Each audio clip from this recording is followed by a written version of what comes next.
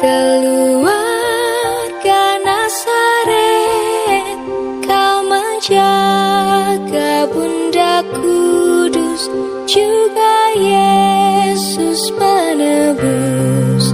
Sudilah doakan kami pada Yesus anakmu, dan lindungilah selalu kami sekeluarga.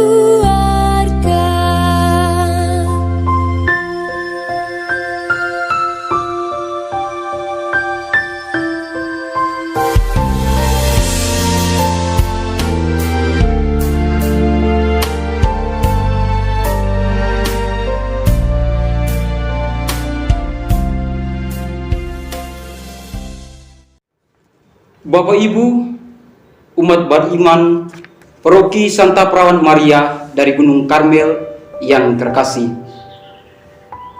Pada kesempatan ini, saya mengajak kita semua untuk mendalami sebuah dokumen terbaru dalam gereja kita, yakni Surat Patris Corde.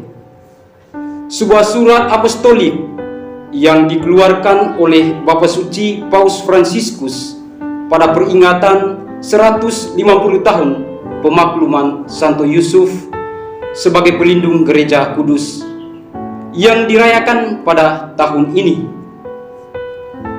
Patris Corde mempunyai arti hati seorang bapa. Di dalam surat ini, Paus menunjukkan figur Santo Yusuf, suami Bunda Maria. Tak dapat disangka bahwa Santo Yusuf mempunyai peran yang sangat penting dalam karya keselamatan Allah. Bagaimana peranan penting itu? Mari kita bersama-sama mendengar dan mendalami pemaparan berikut ini.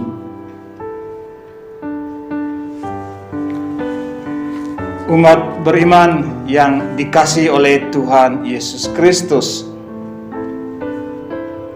dengan surat apostolik Patris Corde, yakni dengan hati seorang bapa, Bapak Suci memperingati 150 tahun deklarasi Santo Yosef sebagai pelindung gereja semesta oleh Beato Paus Pius ke-9. Nah, untuk memperingati peristiwa tersebut, maka Bapak Suci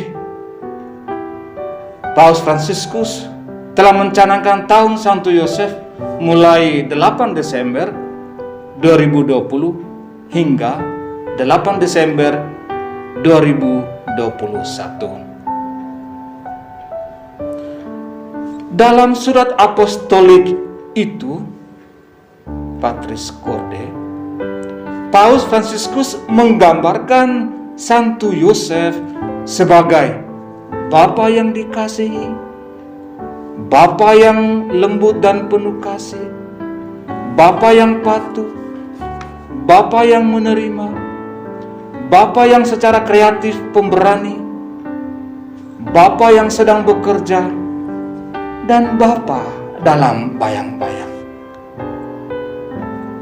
Nah, sebelum kita melihat lebih jauh Santo Yosef, siapakah dia menurut Paus Fransiskus dalam surat apostoliknya ini, kita melihat terlebih dahulu latar belakang penulisan surat apostolik ini. Bapak Suci menulis Patris Corde dengan latar belakang pandemi COVID-19 yang dikatakannya telah membantu kita melihat lebih jelas pentingnya orang-orang biasa yang meski jauh dari pusat perhatian tetap sabar dan menawarkan harapan setiap hari. Dalam hal ini mereka menyerupai Santo Yosef, orang yang kehadirannya sehari-hari tidak diperhatikan bijaksana dan tersembunyi, yang meskipun demikian memainkan peran yang tak tertandingi dalam sejarah keselamatan. Kita melihat yang pertama, Bapa Suci mengatakan Santo Yosef sebagai seorang bapa yang dikasihi. Saudara-saudari umat beriman yang terkasih, Santo Yosef pada kenyataannya secara nyata mengungkapkan kebapaannya dengan mempersembahkan dirinya dalam kasih. Kasih yang ditempatkan untuk melayani Mesias yang tumbuh hingga dewasa di rumahnya. Tulis Paus Fransiskus mengutip pendahulunya Santo Paulus ke-6. Dan karena perannya di persimpangan antara perjanjian lama dan perjanjian baru, Santo Yosef selalu dihormati sebagai seorang bapa oleh umat Kristiani. Di dalam dia dikatakan Yesus melihat kasih Allah yang lembut, yang membantu kita menerima kelemahan kita, karena melalui dan terlepas dari ketakutan kita, kerapuan kita, dan kelemahan kita, sebagian besar rencana ilahi terwujud. Yang kedua, Bapa Suci Paus Fransiskus mengatakan bahwa Santo Yosef adalah seorang bapa yang lembut dan penuh kasih. Dikatakan bahwa hanya kasih yang lembut yang akan menyelamatkan kita dari jerat sang penuduh, tegas Paus Fransiskus. Dan dengan menjumpai belas kasih Allah, khususnya dalam sakramen rekonsiliasi, kita mengalami kebenaran dan kelembutannya. Karena apa? Karena kita tahu bahwa kebenaran Allah tidak menghukum kita, melainkan menyambut, merangkul, menopang, dan mengampuni kita. Demikian kata Paus Fransiskus. Kemudian yang ketiga, Bapak Suci juga mengatakan Santo Yosef itu adalah seorang bapa yang taat. Bagaimana Paus mengatakan melihat Santo Yosef sebagai bapa yang taat?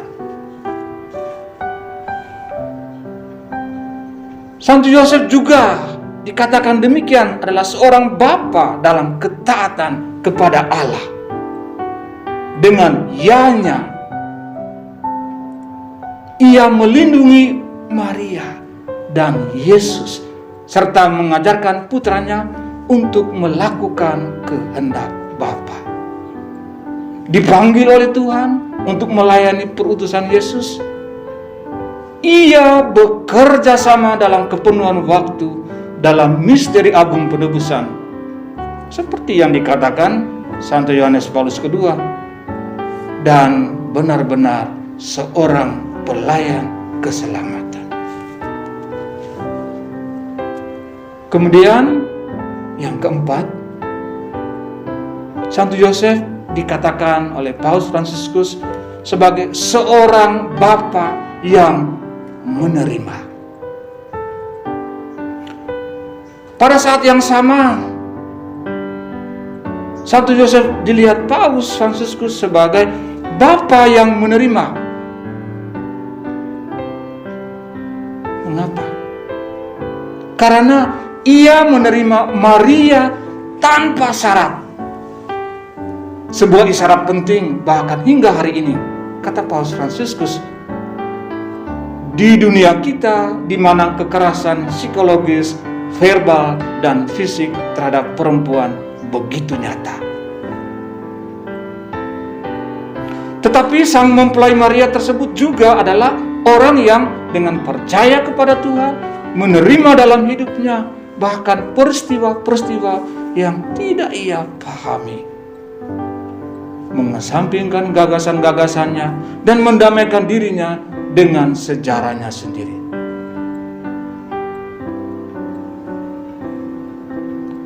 Kata Paus Fransiskus bahwa jalan spiritual Santo Yosef itu bukan jalan yang menjelaskan, tetapi jalan menerima, yang tidak berarti bahwa ia pasrah. Sebaliknya, ia dengan berani dan tegas proaktif. Karena dengan karunia ketabahan Roh Kudus dan penuh harapan, ia mampu menerima hidup apa adanya dengan segenap pertentangan, frustrasi, dan kekecewaan. Dalam prakteknya, melalui Santo Yosef, seolah-olah Allah mengulangi kepada kita, jangan takut. Karena iman memberi makna pada setiap peristiwa, entah gembira maupun sedih, dan membuat kita sadar bahwa Allah dapat membuat bunga bermunculan dari tanah berbatu. Paulus mengatakan, Santo Yosef tidak mencari jalan pintas, tetapi menghadapi kenyataan dengan mata terbuka dan secara pribadi bertanggung jawab terhadap kenyataan tersebut. Saudara-saudari yang terkasih, karena alasan ini, Paus Fransiskus berkata, ia mendorong kita untuk menerima dan menyambut orang lain apa adanya, tanpa kecuali, dan menunjukkan perhatian khusus kepada orang-orang yang lemah. Itu yang keempat. Sekarang yang kelima, Bapak Suci Paus Fransiskus mengatakan bahwa Santo Yosef itu adalah seorang bapa yang berani secara kreatif.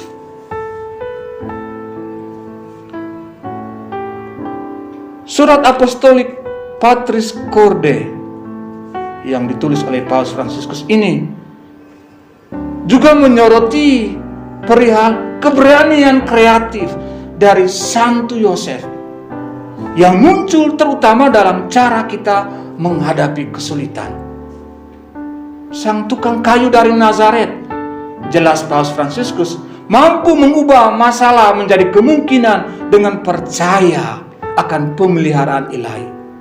Ia harus menghadapi masalah nyata yang dihadapi keluarganya, masalah yang dihadapi oleh keluarga lain di dunia, dan terutama para migran.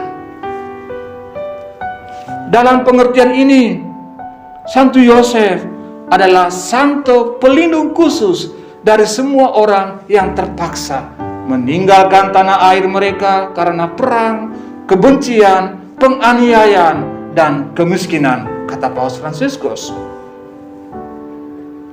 Sebagai penjaga Yesus dan Maria, Santo Yosef dikatakan oleh Bapak Suci tidak dapat menjadi yang lain selain penjaga gereja, penjaga keibuan gereja, dan penjaga tubuh Kristus.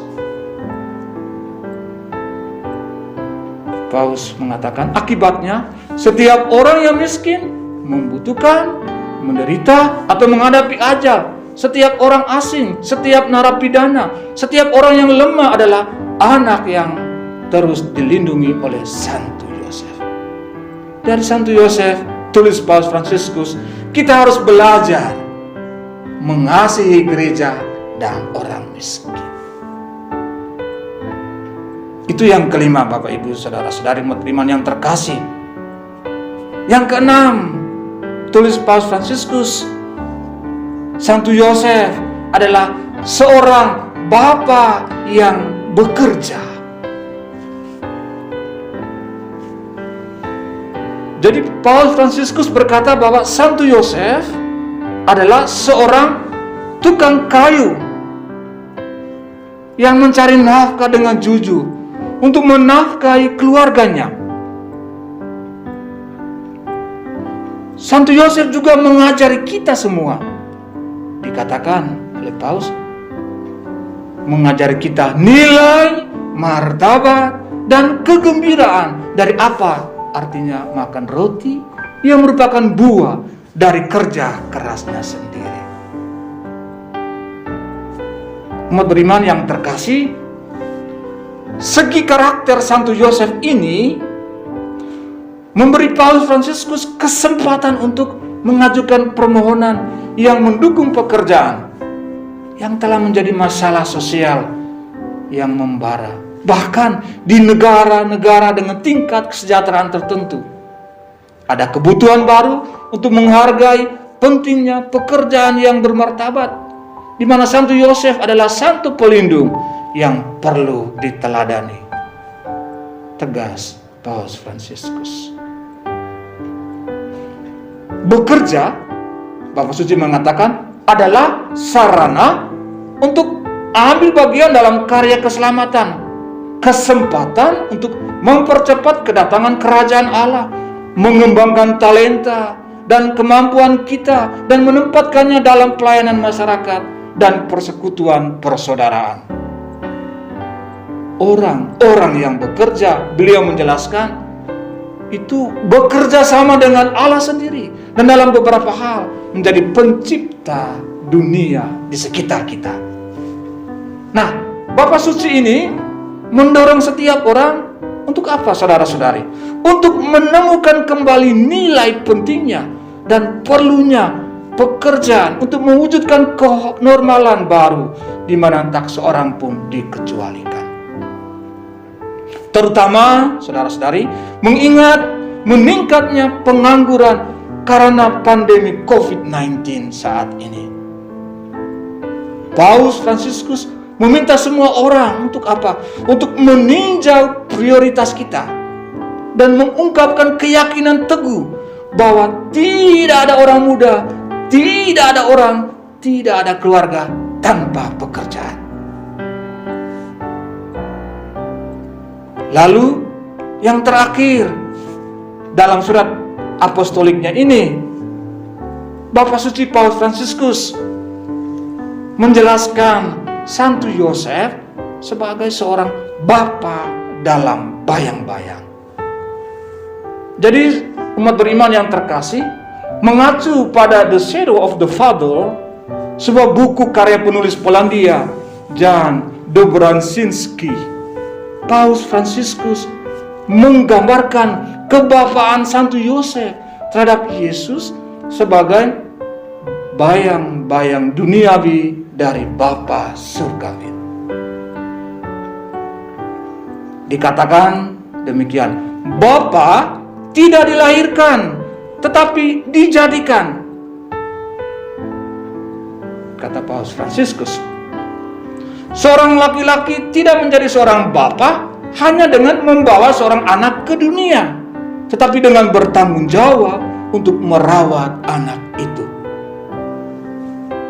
Sayangnya, saudara-saudari, umat beriman yang terkasih, di dalam masyarakat dewasa ini, anak-anak seringkali tampak seperti yatim piatu, tidak memiliki bapa yang mampu memperkenalkan mereka pada kehidupan dan kenyataan. Jadi kata Paus Fransiskus, anak-anak membutuhkan bapa yang tidak akan mencoba menguasai mereka, tetapi membesarkan mereka agar mampu memutuskan sendiri, menikmati kebebasan, dan menjelajahi kemungkinan baru. Saudara-saudari yang terkasih, ini adalah pengertian di mana Santo Yosef digambarkan sebagai bapa yang paling tulus, yang berlawanan dengan sifat posesif yang menguasai. Bagi Santo Yosef, kebahagiaan melibatkan pemberian diri yang sejati. Di dalam dirinya, kita tidak pernah melihat frustrasi, tetapi kepercayaan semata. Demikian kata Paus Fransiskus, keheningannya yang sabar adalah awal dari ungkapan kepercayaan yang nyata. Oleh karena itu, Santo Yosef dikatakan menonjol sebagai sosok teladan untuk zaman kita di dunia yang membutuhkan bapa dan bukan penguasa lalim. Sebuah masyarakat yang oleh Paus disebut demikian, menolak orang-orang yang mengacaukan otoritas dengan otoritarianisme. pelayanan dengan penghambaan, diskusi dengan penindasan, amal dengan mentalitas kesejahteraan, kekuasaan dengan kehancuran. Sebaliknya, kata Paus Fransiskus, Bapa sejati menampik menjalani kehidupan anak-anaknya demi mereka, dan sebaliknya menghormati kebebasan mereka. Dalam pengertian ini, kata Paus Fransiskus, seorang bapa menyadari bahwa ia sungguh bapa dan pendidik pada saat ia menjadi tidak berguna, ketika ia melihat bahwa anaknya telah mandiri dan dapat menjalani kehidupan tanpa pendamping. Jadi menjadi seorang bapa, Paus Fransiskus menekankan, tidak ada hubungannya dengan kepemilikan, tetapi lebih merupakan tanda yang menunjuk pada kebapaan yang lebih besar, tanda Bapa surgawi. Umat beriman, saudara-saudariku yang terkasih, dalam surat apostolik ini Paus Fransiskus mencatat bagaimana setiap hari selama lebih dari 40 tahun setelah Laudes atau doa pagi, beliau telah mendaraskan doa kepada Santo Yosef yang diambil dari buku doa Prancis abad ke-19 dari kongregasi Suster-Suster Yesus dan Maria. Doa ini, kata Paus, mengungkapkan pengabdian dan kepercayaan, serta bahkan menimbulkan tantangan tertentu bagi Santo Yosef. Oleh karena itu, sebagai kata penutupnya, Paus menulis demikian, menarik sekali. Bapakku yang terkasih, segenap kepercayaanku ada padamu. Jangan biarkan aku memanggil engkau dengan sia-sia. Dan karena engkau dapat melakukan segalanya bersama Yesus dan Maria, tunjukkan kepadaku bahwa kebaikanmu sebesar kekuatanmu. Saudara-saudari yang terkasih, lalu di akhir suratnya ini, surat apostolik Patris Corde ini, Bapa Suci kembali menambahkan doa kepada Santo Yosef. Nah, dengan doa tersebut, beliau mendorong kita sekalian untuk berdoa bersama. Kita berdoa bersama-sama. Salam penjaga Sang Penebus, mempelai Santa Perawan Maria. Kepadamu Allah mempercayakan putranya yang tunggal. Di dalam dirimu Maria menaruh kepercayaannya. Bersamamu Kristus menjadi manusia. Santo Yosef, kepada kami juga perlihatkan dirimu seorang bapa dan bimbing kami di jalan kehidupan.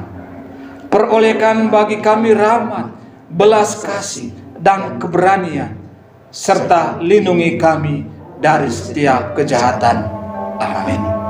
Demikianlah, saudara-saudari umat beriman yang terkasih, 7 sebutan atau gambaran diri tentang siapakah Santo Yosef menurut surat apostolik Patris Corde yang ditulis oleh Paus Fransiskus yang sudah dikeluarkan pada tahun sebelumnya.